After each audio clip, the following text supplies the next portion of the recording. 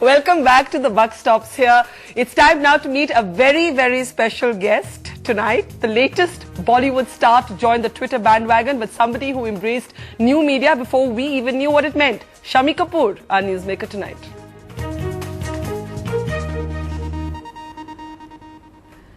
Well, Shammi Kapoor joins us from Mumbai tonight. First, Mr. Kapoor, an absolute delight to have you on the show. I am such a fan. Hello, Barkha. Hello. Lovely to be talking to you. I want to ask you, what made you get on to Twitter?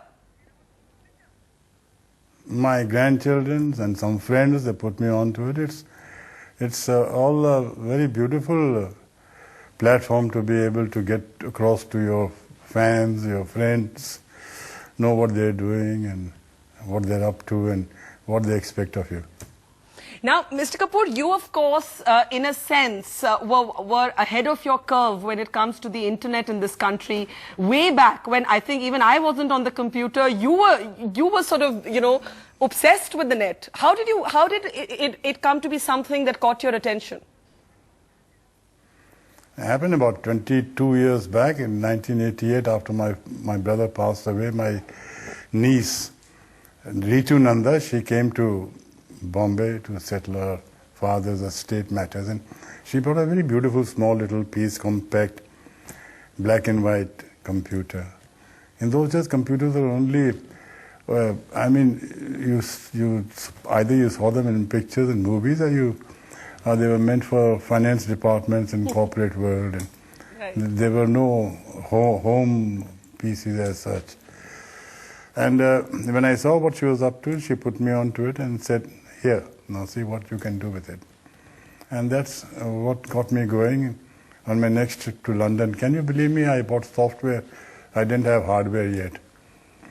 My God. But I learned all this by myself. I did not go on to learning the PC language as such, though I had very dear and close friends, Vijay Mukhi and all of them. They're professors on this C language and stuff like that. I took up an Apple Macintosh, and I learned everything by myself on it. It's very friendly user thing, and that's how I got onto the computer. It is a hobby of mine and no business as such, and it's kept me beautiful company. I actually went on to the net much before net came to India. That's what I was going to say, that you got onto the internet before, I think, my generation got onto the internet. When was the first time you remember sort of being on the internet? Like, do you remember which year? Well, actually, it was in the 90s, very early. 95 is when India got internet. I went on the net in 1991 because of Apple. Apple had its own e-world, and you could subscribe to it. British Telecom had given us one line through VSNL, and that's how we sneaked through and subscribed to it with our card, and we became members there, and a wonderful little crowd. That's where you learned what is email and what is a mall, and where you could buy things and meet friends and have conferences. This was in 1991.